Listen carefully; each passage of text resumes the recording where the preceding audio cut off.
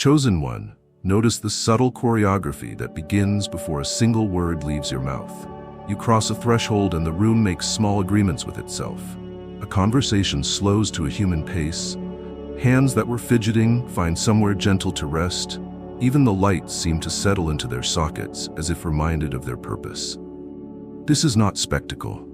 It is alignment announcing itself through your breath, your posture, the quiet certainty at the corners of your eyes. Your sexual energy is no longer a flare searching for a sky. It has learned the steadiness of a hearth. It does not spill or scorch. It radiates, and in that radiance, other people discover that they can be fully present without having to defend their presence. You do not have to signal strength when your spine already knows where it belongs. Your shoulders do not negotiate for permission to open. They simply open, and the space reads the signal. Your feet remember the ground is an ally, and the ground remembers you back. You bring a rhythm the room can trust because you found it when no one was watching. Water before opinion, breath before reply, sleep before bravado, movement before complaint. These unglamorous fidelities are the tuning fork inside your chest.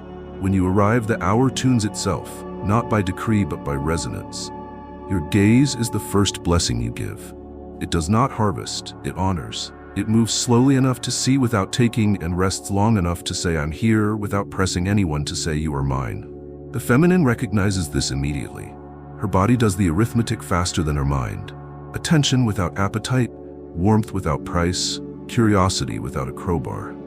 She softens by 1 degree because your presence does not make her pay to breathe. Others soften too. The proud become specific. The anxious become audible. The loud remember they need not shout when the truth is not being auctioned. Even your silence communicates. It is not a trap that demands confession, nor a cliff that threatens to drop the moment if it does not entertain you. It is a shoreline, a place where sentences can arrive, reconsider, and come ashore without being chased by waves of interruption. You leave space after someone speaks, 1 extra heartbeat that tells the room, keep your dignity, we have time. That 1 heartbeat becomes a custom. People talk less like performers and more like witnesses to what matters. Your sexual energy has learned discretion. It asks consent in how it stands, not only in what it says. It moderates temperature rather than advertising heat. You move through clusters of conversation like a steady current through a lake. Nothing is jostled, yet everything is influenced. You touch with the grammar of respect. A guiding palm that asks and waits, a handshake that carries promise but no invoice, a shoulder pat that says with rather than over. Because your gestures have no hooks hidden in them, trust blooms without having to be coaxed. Trust changes the architecture of a night. It turns corners into places where people meet instead of places where people hide. You carry timing like a craft.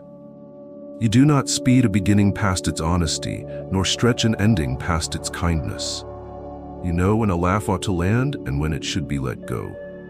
You sense the sentence that must be spoken and the one that must remain a thought. In this pacing there is a mercy the room can feel. Fatigue is not allowed to make cruelty sound like truth, and urgency is not allowed to dress up as importance. You are not fighting chaos with louder chaos. You are denying chaos a stage. The scent you leave behind is restraint. Doors close softly because your hands taught them how. Chairs return to their places without scolding the floor. The atmosphere remembers your temperature, the way skin remembers sunlight long after shade arrives. People cannot quote what you did to make them feel safe, only that safety felt like a forgotten song they knew all the words to once. Your presence has become a tuning of memory toward what is sane and strong and tender enough to last. You have stopped auditioning for rooms, and so rooms stop auditioning for you. This is the quiet alchemy at work. When you refuse to spend your essence purchasing attention, attention becomes unnecessary for your essence to work. You are available without being porous, steadfast without being rigid, generous without being drained. The room learns a better way to be a room. It behaves like a place where people can keep their edges and still meet at the center. The path to this arrival was simple and stern. You traded spectacle for steadiness. You taught appetite to seek counsel. You asked desire to speak in its true voice and refused to translate it into a shout. You practiced repair before pride could make damage expensive. You chose coherence when the world offered applause. Now those choices are visible without being advertised. The magnetic current other people feel is the integrity you carried in private arranging itself in public. You have become the atmosphere you hope to find, and the room knows it before you speak. Chosen one, gravity is not loud and it is not optional. It is the quiet fact beneath everything else, and that is what you are becoming. People enter your orbit and find their velocity recalibrated. They slow where they used to sprint. They stand where they used to pace. They tell the whole truth where they used to decorate fragments. This is not hypnosis. It is relief. Your alignment removes the cost of pretending, and the body, tired from counterfeit currencies, chooses to spend itself on what is real. Your gravity comes from banks that hold the river of your energy. Without banks, water floods and makes news. With banks, it carves valleys and feeds cities. You have given your sexual energy banks. It flows where consent has opened a gate, where purpose can be nourished, where timing promises not to betray tomorrow for the thrill of tonight. Because the water is kept, the land grows generous. Conversation grows crops instead of weeds. Plans grow roots. Laughter grows rounder and stops needing casualties to feel alive. You host rather than hunt. The room recognizes a host, someone checking their own weather at the door, someone who refuses to import chaos, someone who will close the night while tenderness still holds the microphone. People begin to orbit because orbits are easier than collisions. They do not expand to fill every silence. They let silence nourish them. They do not sharpen every sentence. They let meaning arrive unarmed. This is gravity's gift. Choice becomes less dramatic and more dependable. Boundaries are the mathematics of your pull. They are not erected to impress. They are drawn to keep the picture true. Your yes does not wobble because your no is not a rumor. Your pace stays human because you refuse to rent your attention to emergencies that do not intend to heal anything. You decline charmed chaos, smile at it, bless it from a distance, and invest your heat where integrity can turn it into warmth. The result is a climate where people can risk without being taxed for it later. You cannot be baited by flattery because flattery is a fire that offers light without wood. You bring wood. You bring the small stacks of effort no one claps for. Email answered with clarity. Apology delivered before the bruise darkens. Water taken when distraction wants sugar. Sleep guarded like a treaty. When a difficult moment knocks, these dry logs catch quickly and heat the house. Others gather. Not because you announced a blaze, but because your room is the one where cold finally ceases to feel like fate. Your gravity changes the geometry of conflict. You do not add volume when you can add vision. You name the shape of the problem smaller than the people in it. You separate pattern from person so repair can be a craft and not a courtroom. A single accurate sentence, placed with care, carried at human temperature, does the work a lecture never could. Tempers tire because they have nothing to push against. Pride loses traction because humiliation is not on the menu. The room learns that accountability and dignity can share a table. It remembers and will not easily forget. The feminine reads this field first. Her nervous system, fluent in the physics of safety, recognizes heat that will not turn her into fuel. She does not have to disguise her power to keep it. She does not have to barter her mystery for attention. She can be vivid without being drafted, open without being obligated, close without being claimed. The gravity you keep is not over her, it is over yourself. That self-governance is the rare magnetism the body trusts before the mind finishes its paperwork. Others find themselves orbiting with new accuracy. The loud do not need to be louder to be heard. The quiet do not need to disappear to be safe. The brilliant do not need to be exhausted to be admired. The wounded do not need to be theatrical to be believed. You have altered the price of admission. No one has to pay with their integrity to remain in the room. Once the tariff is removed, presence increases, and with presence comes the competence that panic always counterfeited. Gravity also means you carry endings with a stewardship that makes beginnings possible. You leave a gathering while kindness still has strength. You close the laptop before respect gets thin. You decline one more round so memory can remain whole without editing. In your wake, people sleep earlier and wake clearer. They plan with oxygen in their sentences. They show up to the next day without resenting the last one. The orbit holds because you honored its elliptical truth. Everything that comes close must also be allowed to go. Leadership in your hands looks like temperature control rather than headline control. When fear spikes, you cool the air with facts spoken plainly. When apathy chills, you warm the room with meaningful work rather than emergency theatrics. When confusion fogs, you bring lamplight to the path instead of spotlight to yourself. The team, the family, the friends, the strangers at a shared table, each discovers they can be better versions of themselves because your gravity makes better the path of least resistance. You are not immune to weather. You simply refuse to let weather become climate. You step outside when your edges spark. You repair when your aim is off. You ask for perspective when your vision narrows. The honesty of this maintenance is part of your pull. People trust what is mended in daylight more than what is polished in the dark. They choose your orbit because it is not a performance, it is a practice. Practice is contagious. Soon, thresholds across the city carry the small pause you teach them. Doors close softer, voices enter rooms already checked for storms. Minutes stop pretending to be scarce and begin behaving like gifts. Keep the banks strong and the river generous, chosen one. Keep water before opinion, breath before reply, truth before theater. Keep your yes warm and your no clean so neither needs to be loud to be believed. Keep leaving rooms while the glow is honest so the glow can stay. Gravity builds this way, patient, precise, faithful. It bends space without breaking it. It turns orbits from accidents into agreements. It makes escape unnecessary because proximity no longer costs a person their soul. Chosen one, there is a certain kind of presence that refuses to audition and still steals the scene. It does not arrive with trumpets or choreographed entrances. It arrives like gravity, and then everything remembers how to behave.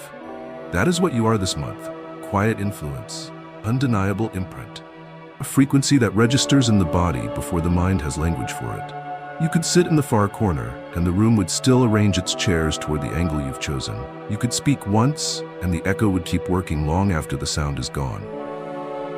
Unforgettable is not an act for you now. It is a consequence.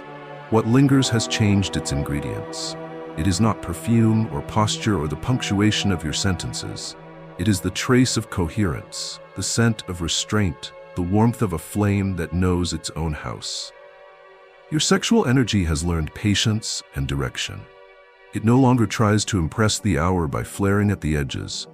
It holds the center like a hearth that expects winter and plans to be useful. In that steadiness, people find what they keep pretending to look for elsewhere. A reason to put their shoulders down, a place to rest their eyes without paying for it later. Permission to speak the kind of truth that does not require a stage. They will not name your influence. They will simply stay longer than they meant to and go home better than they arrived. Absence now is the measure. When you slip out, the room hears itself again and discovers something is missing that cannot be replaced by volume.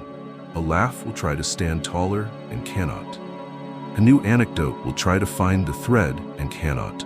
Someone will reach for spectacle and the moment will resist because the atmosphere remembers the gentler standard you set. People begin to gather cups, stack plates, smooth tablecloths with an attention that was not there an hour earlier. They will tell themselves the night ended at the right time. Their bodies will tell the truth. It ended right because you taught the clock its manners and left while kindness still had breath. Unforgettable is not only what you leave behind in others, it is what you leave intact in yourself. You do not spend your peace to purchase attention. You do not loan your focus to every glittering plea. You do not barter your pace for the quick applause of a room too tired to deserve it. When praise lands, you let it sit where the work lived. When criticism arrives, you let it point to craft without letting it rename your worth. The radiance that stays has learned the cost of being bright and pays the ledger quietly, on time, in small, faithful installments. Early water, clean food, real movement, enough sleep, repair before pride gets loud, boundaries that smile and hold. People cannot quote these habits when they speak of you. They do not need to. They feel them. You've become unforgettable because your quiet has stopped being empty. It is no longer the absence of words. it is the presence of listening. Silence around you is not a cliff people fear. It is a shoreline where sentences can land safely. Your pause grants dignity instead of suspicion. Your gaze blesses rather than harvests. When you do speak, the room hears a man who did not outsource his sentences to adrenaline. Your words travel at the speed of comprehension and arrive with breath left over. No one is being dragged to agree. Everyone is being invited to tell the truth. In this climate, performance retires early, and sincerity, unfashionable but effective, takes the job. Your touch, too, has learned to leave a memory that does not demand sequel. A guiding palm through a doorway asks first and listens for the answer in how it departs. A handshake carries promise without debt. A brief embrace does not smuggle an agenda inside affection. The body reads these nuances before the brain can file them, and the result is trust that expands without fanfare. That expansion is your signature now. People will remember you by the space they had to be themselves while you were near, by the way their own integrity seemed easier to reach, by the odd relief of not needing to audition for approval. There are those who will test this light. They will try to bait you into thunder because thunder entertains. They will try to stretch the night past tenderness because spectacle sells. They will ask you to spend what you saved so they can avoid saving themselves. You are unforgettable because you refuse. You decline without insult, exit without drama, and let mercy keep its posture. The room, spared the hangover of excess, will thank you tomorrow in the only currency that matters. Better choices, gentler tones, an appetite for substance that lingers when glitter stops working. Remember, chosen one, spectacle burns fast and leaves smoke. You are not smoke, you are the clean warmth that furniture remembers. You are the memory a threshold keeps when a careful hand closes the door. You are the calm the cup holds from the way you set it down. You do not have to be loud to remain. You only have to keep your covenant with steadiness until steadiness becomes the story other people tell themselves when they think about how they want to live. That is what unforgettable is. Your name spoken quietly by rooms that behave better after you are gone. Chosen one, eyes follow you not because you demand the gaze, but because your gaze does not take. People track what returns them to themselves, and that is what your looking does now. It does not survey for leverage or inventory for advantage. It accompanies. It holds the human first and the performance second. It lights a path instead of blinding the traveler. In your eyes, the room encounters a rare message. I will see without claiming. I will honor without interrogating. I will welcome without consuming. The body, which has learned to be suspicious of attention, recognizes this mercy instantly and permits the heart to open a notch. Your presence has become a mirror that does not distort. When you listen, people hear their own honesty sound right for once. When you nod, meaning finishes arriving. When you leave a beat of quiet between their last word and your first, courage crosses the distance on a bridge you built without announcing it. Your sexual energy has learned the manners of a host. It sets temperature and tone. It brings chairs for the shy thought and a window for the crowded feeling. It assumes consent as the air assumes oxygen, and because it assumes consent, safety is not an argument you have to make, it is the climate you keep. The frightened find their center near you because you do not try to manage fear with noise. You meet panic with pacing. You meet spirals with simplicity. You offer the relief of definition. Here is what we know. Here is what we can do. Here is what we will not do. The insecure quiet themselves because they are not being auditioned. Your attention does not turn them into material for your myth. It returns their edges, and once edges are returned, strength is easier to find. Even pride, so quick to armor itself against humiliation, sets down its shield in your company, because your firmness does not seek triumph. It seeks truth. Truth does not need a trophy. It needs a table. Hearts open because your boundaries make opening safe. You honor a no without making it a referendum on your worth. You receive a yes without turning it into a contract for future compliance. You let maybe be, maybe long enough for clarity to be earned instead of coerced. The feminine reads this timing as fluency. She recognizes a man who can hold intensity without turning it into evidence, who can hold wonder without turning it into a wager, who can hold silence without turning it into punishment. She does not have to compress herself to fit inside your appetite, because your appetite is under the governance of your values. She expands instead, and expansion is the heart's favorite verb.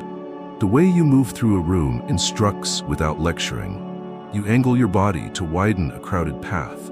You tilt your chair toward the voice that hesitates. You notice who has not been named and make room for their name to enter. You do it without ceremony. Ceremony would ruin it. The point is not your choreography, it is the permission other people receive from it. They start to copy your tempo, lower their volume, lengthen their breath. Someone who normally interrupts hears themselves wait. Someone who normally withdraws hears themselves venture a sentence. Someone who normally performs hears themselves tell the truth.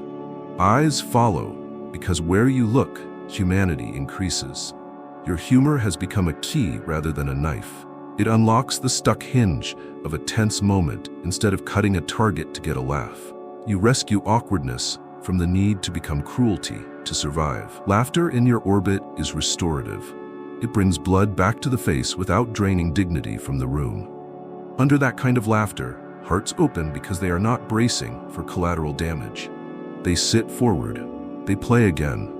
They risk tenderness while knowing tenderness will not be taxed at tomorrow's rate. Even your refusals open hearts because they model a way to be clean without being cold. You decline the invitation that would require self-betrayal and do it with warmth that leaves the inviter unshamed. You end the evening while sweetness is still winning and leave a blessing behind rather than a vacuum. You correct with a sentence that narrows the issue instead of enlarging the wound. These moves protect the spirit of the room. Protection breeds trust, and trust is the hinge on which the heart swings open without squeaking. There will be those who misread your quiet as strategy. Let them. Strategy is worried about outcomes. You are dedicated to conditions. Conditions are the soil in which good outcomes grow without being forced. You till that soil by returning again and again to the small disciplines that keep your power gentle. The water that keeps your patience honest. The sleep that keeps your edge kind. The movement that keeps your emotions from becoming managers. The prayer that keeps your appetites from pretending to be gods. None of this is visible as you cross a threshold. All of it is visible once you're inside. Hearts open? Finally, because you do. You do not ask a room to risk what you will not. You go first in apology when you miss. You go first in clarity when fog thickens. You go first in leaving the joke one line early so no one has to pay for it. You go first in ending a good night while it can still be remembered whole. Leadership here is not technique. It is temperature. You carry the kind of heat that coaxes truth from hiding and then keeps it safe once found. Walk this way, chosen one, eyes soft, edges clear, breath unhurried, values visible in your pace. Let your attention keep being the lantern that makes people brave enough to see themselves without armor. Let your boundaries keep being the architecture that makes love usable. Your presence is a quiet magnet. It pulls what is real toward the center and lets what is false drift to the edges where it cannot harm. Eyes will follow. Hearts will open. Not because you captured them, but because your light taught them they never had to hide. Chosen one, your breath has become a quiet instrument, and every room takes its cue from the way you play it. You inhale without hurry and exhale without apology, and the atmosphere does its arithmetic. If you are not rushed, perhaps rushing is not required. If you are not braced, perhaps impact is not imminent. A conversation that was sprinting pauses to find its footing. Jokes that were trying too hard relax into something rounder and kinder. Even the light feels less desperate, as if it no longer needs to glare to be noticed. This is not mysticism for its own sake. It is the mathematics of presence. Your sexual energy, once a flash seeking witnesses, now rides your breathing like a tide, warming what is cold, cooling what is fevered, and reminding the hour of its right tempo. You learn this climate making in private, where no applause could counterfeit progress. You chose the glass of water when your mind asked for distraction. You opened a window and let air speak to your lungs before headlines could. You moved your body until patience reached your joints, not just your ideas. You slept when pride wanted to argue that exhaustion is a crown. These choices taught your nervous system a language the world has almost forgotten. Slow is not the enemy of strong. Calm is not the opposite of power. Now your breath carries that language into spaces that have been over-translated by anxiety. People cannot name why their shoulders drift downward in your presence. They only know that bracing feels unnecessary and therefore expensive. Watch how the temperature shifts without fanfare. A barista meets your eyes, and her hands remember the craft under the rush. A colleague who tends to sharpen every sentence finds the edges blunted into clarity rather than cut. A child who is decorating a question with performance to earn approval simply asks, and you answer as if curiosity were dignity in motion. The elder at the crosswalk does not apologize to the universe for existing slowly because your pace, even when you are late, refuses to draft cruelty. None of this is dramatic, and all of it is real. Heat becomes warmth. Chill becomes composure. Noise becomes music with space between the notes. Your touch obeys the same thermometer. You guide through a doorway without claiming the threshold. You set a glass down as if the table had a nervous system. You adjust your coat without making fabric feel like an afterthought. These gestures are small and precise, but they sample as safety. The feminine, especially, reads them at a speed faster than thought. She recognizes a heat that will not invoice her later, a nearness that does not turn her into evidence. Your breathing teaches her body that boundaries will be honored, while beauty is welcomed. In that climate, she opens without bargaining against tomorrow. The temperature of the room was always hers to decide. Your breath simply reminds her that she may choose comfort without apology. Words change temperature too, when you hold the air as if it were a shared resource. You leave a beat after someone speaks, not as a tactic, but because meaning needs a landing strip. In that beat, confessions that would have disguised themselves as jokes come in for a clean arrival. In that beat, anger loses a few decibels and gains a few facts. In that beat, laughter finishes its work without needing a casualty. Your sentences stop measuring themselves by volume and begin measuring themselves by usefulness. You do not elongate for theater, nor do you compress for control. You match the size of the truth. People hear you and remember the taste of being addressed rather than handled. Even conflict obeys your breath. You do not escalate heat to win. You lower the flame until the stew can be tasted again. You narrow the problem so that people stop falling into it. You refuse the false emergency that turns every inconvenience into a trial. Instead, you offer a few clean coordinates. Here is what happened. Here is what must stop. Here is what will be repaired. Here is what remains good. Dignity returns like circulation. The room, which had prepared itself for spectacle, discovers it has been given sight. You did not smother the fire. You contained it so warmth could remain and waste could not. Your sexual energy is the quiet power plant beneath all of this, not a billboard on the highway. It hums in your voice and steadies your posture. It lives in your eyes without becoming appetite, in your timing without becoming a trap, in your proximity without becoming a claim. The body across from you senses it first, a temperature that does not fluctuate in response to applause or withdrawal, a steadiness that does not punish boundaries or purchase access with pressure. Attraction in this climate becomes relief before it becomes anything else. Relief is the honest prelude to intimacy. Relief says we can think here, and because we can think, we can choose. And because we can choose, we can trust what follows. Leave a room like this and you will hear your absence in the way the air tries to keep your pace. The door closes more gently behind you. The unfinished argument remains unfinished because it is no longer hungry to devour the evening. People find their way to bed earlier and wake with fewer apologies to make. Memory holds the night without surgery. This is how you know your breathing has been useful. Tomorrow arrives without inheriting the debt of today. Your magnetism did not deplete anyone to exist. It gave them back to themselves. Keep your ritual plain enough to repeat on tired days. Drink before you opine. Move before you decide. Rest before you rescue. Pray before you perform. Do not measure your usefulness by noise. Measure it by temperature, by whether the hour behaves better after you touch it, by whether the room stops trying to be impressive and starts trying to be true. Your breath is a metronome now. Let it keep time for those who have forgotten that time is not a tyrant, but a servant where peace sets the tempo. Chosen one, there is a sacred echo in every gaze that meets you this month.